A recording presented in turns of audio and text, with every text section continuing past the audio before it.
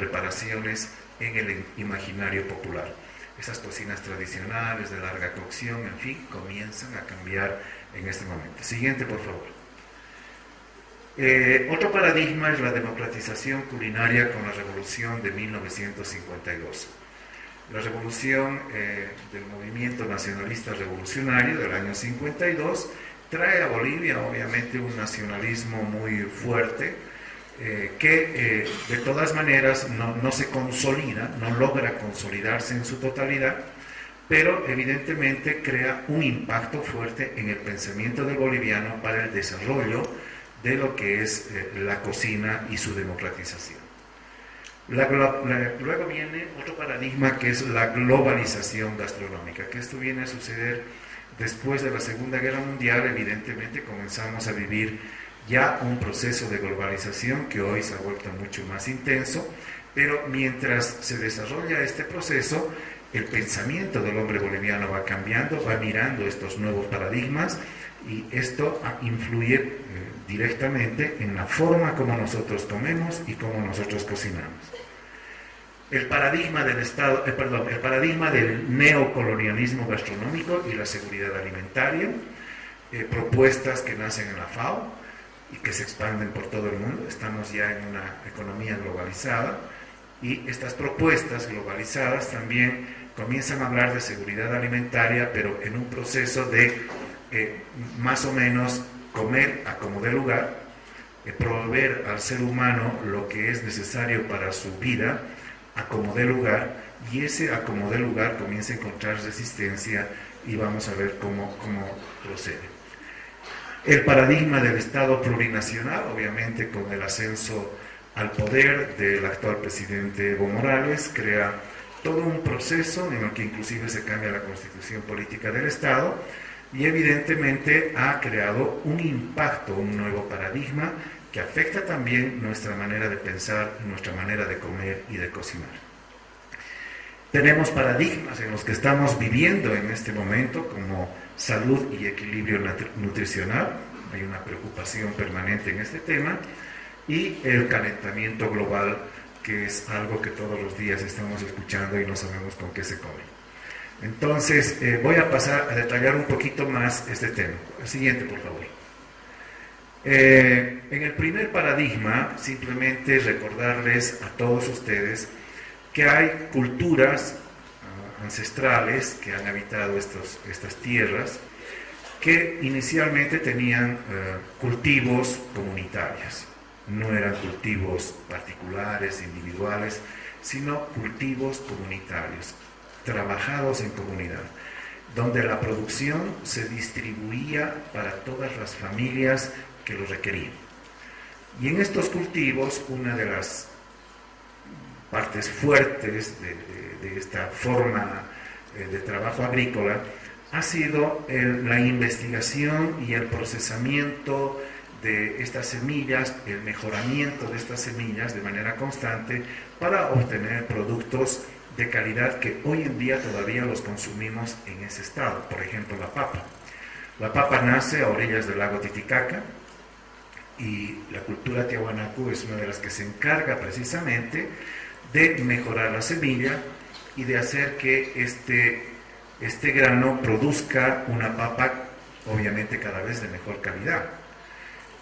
Toda esta teoría, todo este conocimiento científico lo heredan los incas, y los incas obviamente también han hecho sus propios procesos de mejoramiento de la papa, y cuando llegaron los españoles encontraron una papa mejorada, ya una papa que realmente podía alimentar al mundo, y sus diferentes variedades han sido distribuidas por todo el planeta Tierra. Hoy vemos que hay culturas en el mundo que viven del concepto de la papa más que nosotros mismos. Imagínense cómo ha sido de importante este crecimiento. Pero bueno, lo importante en aquel entonces es entender también de que en la zona de la Amazonía teníamos pueblos en las áreas amazónicas donde había cultivos que estaban hechos en montículos, eran culturas hidráulicas que controlaban las inundaciones de las áreas de mojos, de la zona de los llanos de nuestra Amazonía, Y ellos podían cultivar y podían también, evidentemente, alimentarse fundamentalmente de lo que encontraban o de lo que podía producir esta área de la Amazonía. Entonces podemos entender que la gente que habitaba estas tierras antiguamente era fundamentalmente vegetariana. La cocina de estas tierras era fundamentalmente vegetariana. En la zona andina, el comer carne de llama o cuy, era casi ritual, solamente en algunas fiestas. Y en la zona de las selvas, normalmente la pesca y la cacería hacía que tengan un balance nutricional más tirado hacia la parte del consumo, digamos, de carnes, producto de la cacería, que, digamos, el aspecto vegetal.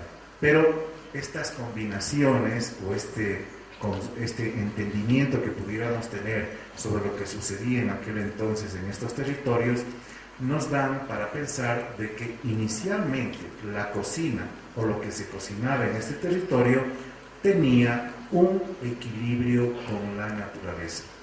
El ser humano vivía en armonía con la naturaleza. Pero eso también era posible porque la población era menor en cantidad. No era la gran población que tenemos hoy en día. Siguiente, por favor. Aquí tenemos un pequeño resumen de estos aspectos generales. Eran fundamentalmente vegetarianos. En el altiplano las carnes de llama y cuy se consumían en fiestas especiales, no de forma diaria. No usaban sal, por ejemplo. Entonces, como no usaban sal, no les subía la presión tampoco, ¿no? Entonces podían vivir en altura. Comían patos, peces del lago, y en la Amazonía había pesca y cacería. Criaban suris. Los suris que se criaban normalmente era para usar las plumas y usar el cuero, no tanto para comerlos. Y desarrollaron técnicas para hacer ollas, platos y vasijas de cerámica para cocer sus alimentos y guardarlos. El tema de la cerámica es muy importante. Ustedes van a los museos y ven las cerámicas antiguas y ya pueden imaginarse que habían diseños de ollas, diseños de platos, diseños de vasos, los famosos querus, etc. Lo que quiere decir que ya había una cultura gastronómica que se estaba desarrollando en ese momento. Había un paradigma acerca de cómo se debía comer y qué es lo que se debía comer. Habían los cultivos comunitarios que principalmente producían maíz, papa, quinoa, yuca en la zona del oriente, los porotos también, y también la parte de la conservación de los productos que nos trajeron, digamos, técnicas que inclusive hasta el día de hoy las conocemos. La deshidratación, obviamente el chuño, la tunta, el charque, etcétera, que ustedes ya conocen. Todos esos elementos conformaban un paradigma, una forma de vivir. Siguiente, por favor. Entonces, llegan los europeos. Unos dicen que llegaron y colonizaron, otros dicen invadieron y destruyeron. En fin, como quiera que haya sido, llegaron y tenían una necesidad muy grande de seguir conociendo el territorio que habían descubierto y obviamente para mover sus tropas, para mover su ejército, tenían necesidad de crear líneas de logística. ¿Cómo iban a alimentar a esos soldados que necesitaban ciertos valores energéticos para poder caminar con sus armaduras, poder manejar sus arcabuces, sus lanzas, sus espadas, que son muy pesadas, y tener, digamos, una alimentación que sea consistente para que ellos puedan tener la resistencia de caminar muchos kilómetros, muchas veces a pie o a caballo, que de todas maneras igual requiere un gran esfuerzo. Entonces no habían aviones ni helicópteros para transportar la comida, ni fábricas en Europa que pudieran producir raciones K estandarizadas para enviar a estos soldados. Lo que ellos tenían que hacer era ir probando lo que encontraban en el camino, adaptando a sus recetas y fundando pueblos y ciudades a lo largo del camino, de tal manera de establecer colonias que les permita abastecerse en sus alimentos. Entonces, aquí viene un nuevo paradigma. Los habitantes de estas tierras se ven obligados a entender a esta gente en su forma de comer y obviamente comienzan también a probar, tienen curiosidad por probar lo que ellos comían. Entonces nuestra gente era vegetariana y ahora ven cómo estos españoles comían vacas enteras, comían pollos enteros, se asustaban de ver esta situación, pero cuando comienzan a probar y prueban con sal, les gustó. Y entonces comenzaron a incorporar esta comida también a sus costumbres. Esta confrontación con esta nueva cultura, evidentemente trae todo, me imagino, toda una lucha, porque imagínense, la cultura del maíz se confronta a la cultura del trigo. Y los españoles que traían vacas enseñan a manejar la leche a los habitantes de estas tierras. Antes no se conocía el queso. Entonces los españoles hacían queso y todas sus salsas vienen con leche. Ustedes, por ejemplo, cuando preparan salsas, en su gran mayoría utilizan cremas, ¿verdad? Que son producto de la leche, utilizan muchos quesos dentro de la comida. Entonces, esos son paradigmas europeos.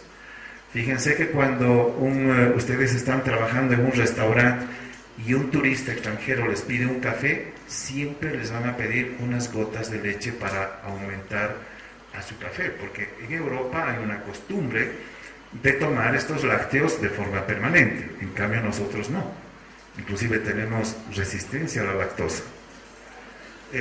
Uso de recetarios que traen estos españoles a estas tierras. Estos recetarios obviamente son utilizados por la gente que sabe leer. No se olviden que ellos sabían leer en su idioma y los indígenas no sabían leer en ese idioma. Así que ha habido muchos años de ignorancia entre los conquistadores que leían y tenían sus recetas y que consideraban gente inculta a los indígenas que no sabían leer y que obviamente no utilizaban las recetas. Entonces eso fue marcando las diferencias entre dos grupos humanos. Unos, los que habían invadido este territorio, y otros, los que eran los dueños anteriores de este territorio. Situación que se ha mantenido por muchísimos años. Y ahí pueden ustedes entender que se han desarrollado dos líneas de construcción de la cocina. Los que tienen dinero y los que no tienen dinero. Y se han hecho dos historias, se han construido dos historias culinarias.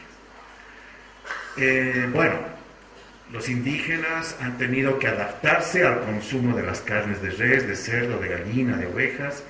Ha habido una fusión permanente de ingredientes en la preparación de los recetarios europeos, que fueron las empleadas domésticas las que aprendieron a combinar, a utilizar estas recetas.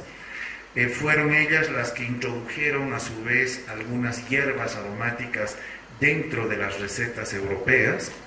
Ahí se dio la fusión, realmente no hay otra explicación. Son estas personas las que tuvieron la oportunidad de poder entregar un recetario renovado a sus familias, a su gente, de tal manera que comenzó la imitación de parte de los indígenas a los platos de los españoles, y de esta manera la fusión se hizo. Siguiente, por favor. Bueno, aquí tenemos un cuadro rápido de otro de los grandes paradigmas, como la Iglesia Católica impuso que se coman ciertos productos en ciertas fiestas. Y entonces, evidentemente, esto también ha sido un efecto muy fuerte durante muchos años, 300, 400 años de historia, donde hemos podido decir que, bueno, culturalmente estas son nuestras recetas, estos son nuestros productos, pero en realidad fueron impuestos por toda esta invasión cultural. Podemos ver que tenemos diferentes fechas en las que preparamos ciertos alimentos, pero estos alimentos que preparamos a su vez son evidentemente mezclas que se han ido haciendo a través de los años. Siguiente, por favor. Las características que se han vivido en esta época son la técnica del braseado,